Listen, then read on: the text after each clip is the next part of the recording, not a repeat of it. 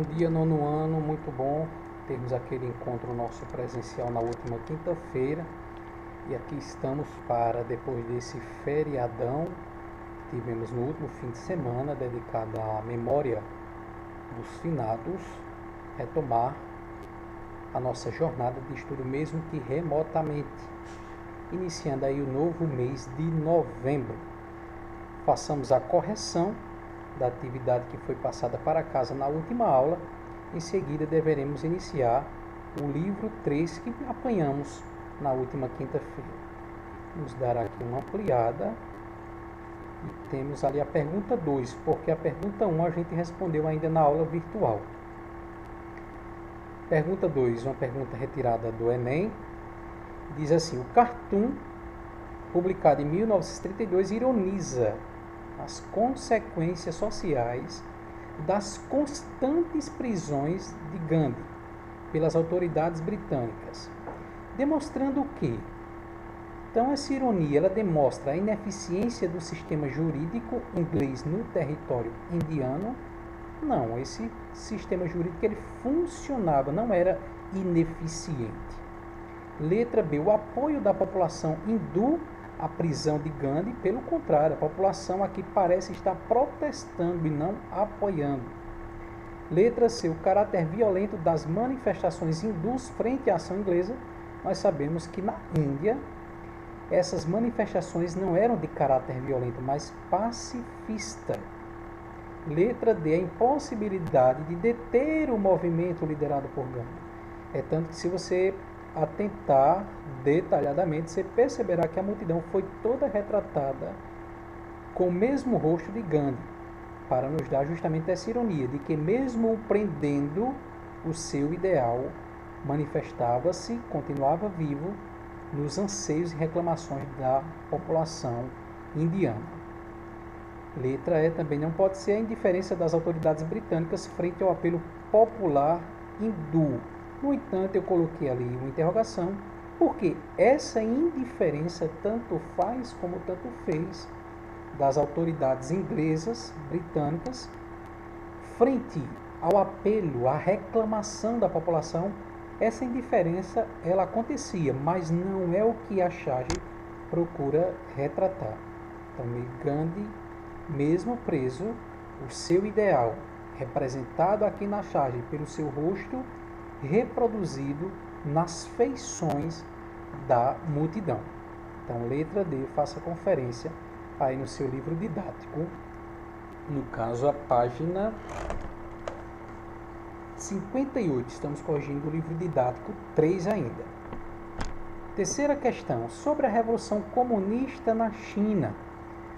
Foi o penúltimo assunto que nós vimos no livro 3. Marque verdadeiro ou falso. A Revolução teve início em 1912, com o fim da monarquia e a implantação da República. Então veja que é novamente uma daquelas perguntinhas maldosas que exigem da mente da gente datas. E aí termina ficando mais chato do que o que já é. Então não foi nesse ano, mas foi no ano de 1920 que o PCC, Partido Comunista Chinês, e não o primeiro comando da capital, o PCC, a partir de 1920, Partido Comunista Chinês, começou a ganhar força, e não em 1912, foi uma data posterior. Portanto, esse primeiro parênteses da terceira questão é falso. Segundo parênteses, Sun Yat-sen foi o criador do Partido Nacional, mais conhecido como Kuomintang. A ideologia do partido era capitalista. Isso é verdadeiro, conforme a página 51 e o parágrafo 6º. Terceiro parênteses, Mao Tse-tung desejava acabar com a desigualdade social e econômica existente na China por meio da adoção do sistema socialista. Também é verdadeiro, conforme o parágrafo 3º da página 52.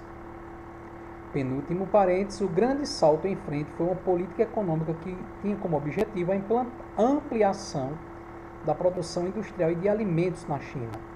O projeto de Mao Tse-tung obteve sucesso e a fome da população chinesa foi sanada. O plano era este, por isso que eu fiz aqui uma barrinha dividindo, que de fato o plano do grande salto em frente objetivava isso, no entanto, não alcançou seu objetivo, não obteve sucesso, conforme nos diz a página 52 e o parágrafo 5º. Último parênteses, um dos objetivos da Revolução Cultural era eliminar todos os hábitos capitalistas que ainda haviam no país, totalmente verdadeiro, conforme a página 52 e o parágrafo 6º.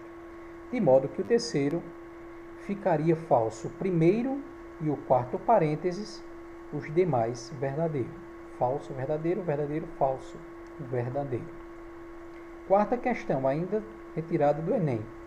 O regime do apartheid, adotado em 1948 a 1994, na África do Sul, fundamentava-se em ações estatais, ou seja, do governo, de segregacionismo racial, segregar, separar. Na imagem, fuzileiros navais fazem valer a lei do passe. Essa lei regulamentava, ela queria controlar o quê? Então, embora no caso da África nós só vimos os exemplos da Argélia e da Angola, não vimos o exemplo da África do Sul, mas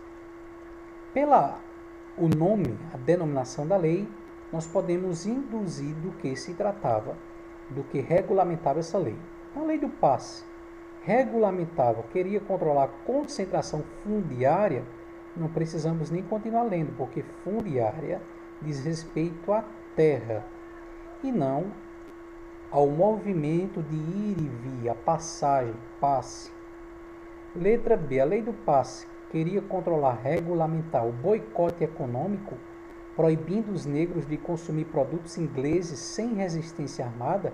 Pelo contrário, nós sabemos que, repito, embora não tenhamos visto no conteúdo do livro didático o exemplo específico da África do Sul, mas somente da Argélia e da Angola, mas nós sabemos que um dos intuitos do neocolonialismo, do imperialismo, era a busca de mercado consumidor. Então, não fazia sentido proibir a galera da África de não comprar, de boicotar, proibindo os negros de consumir os produtos. Pelo contrário, era vantajoso ao comércio, às vendas, ao lucro, se eles consumissem. Letra C.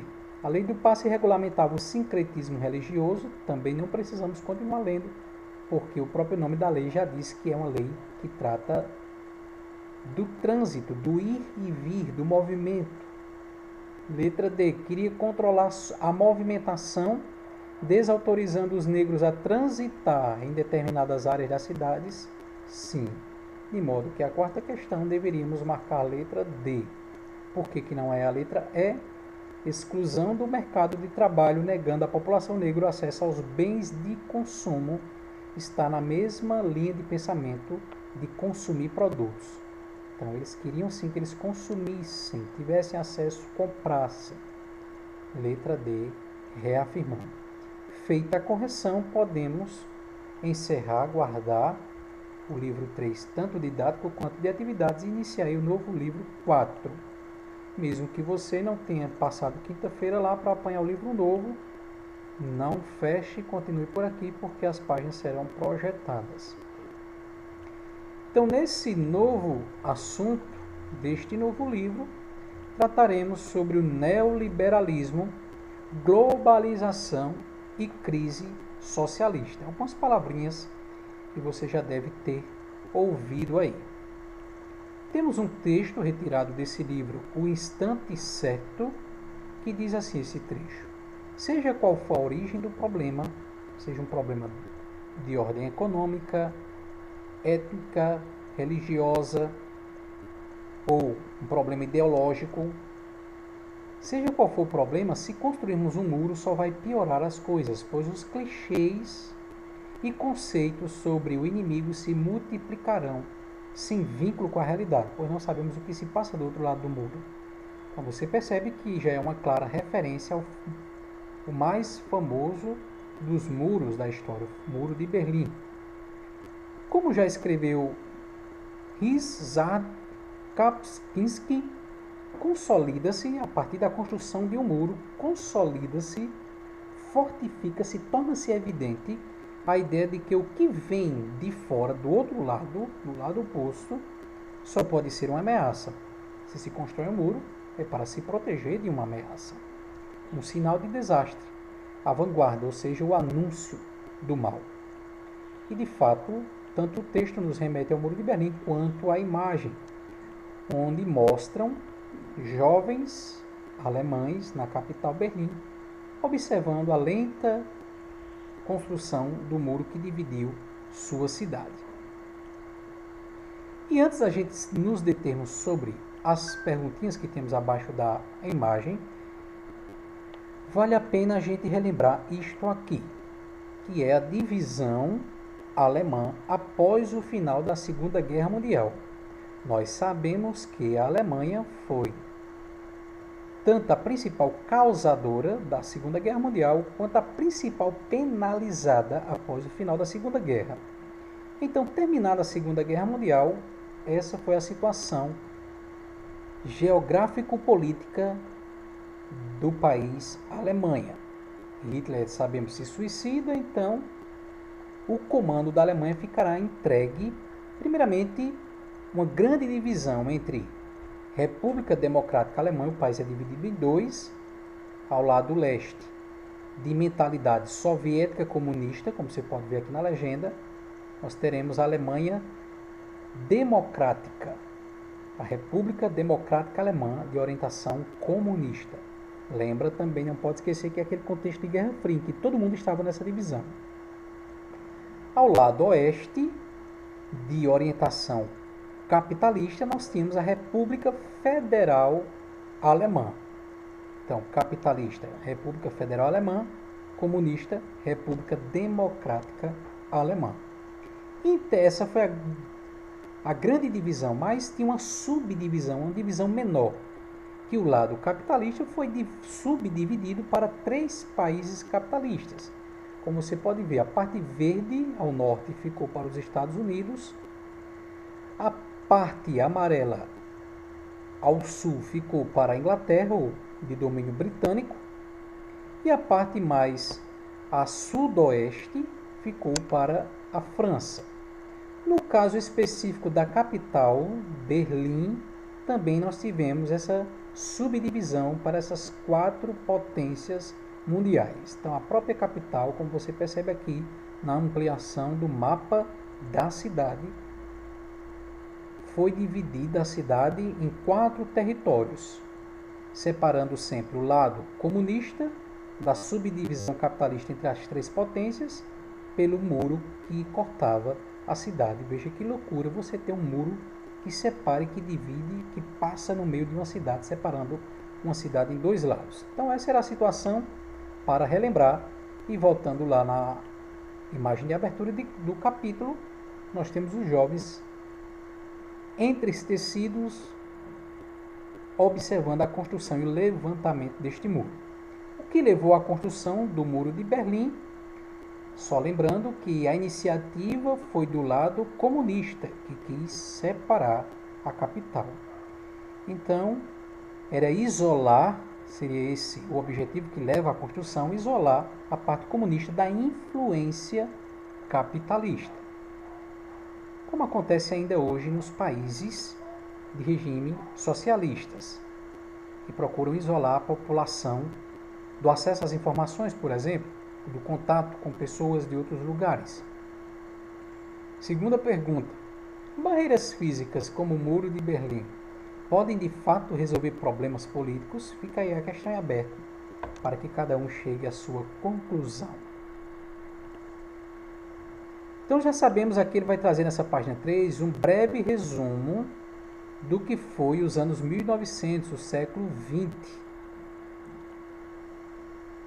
Então nós temos ali o século XX marcado pelas 2 guerras mundiais, pela Guerra Fria, pelo perigo e ameaça de uma terceira guerra mundial, que quase aconteceu, né, quando a chamada crise dos mísseis. Se você não lembra que episódio foi esse, volta lá no capítulo sobre a Guerra Fria, quando a União Soviética instalou mísseis em Cuba, seu país aliado, em direção aos Estados Unidos. Quase estourou a Terceira Guerra Mundial.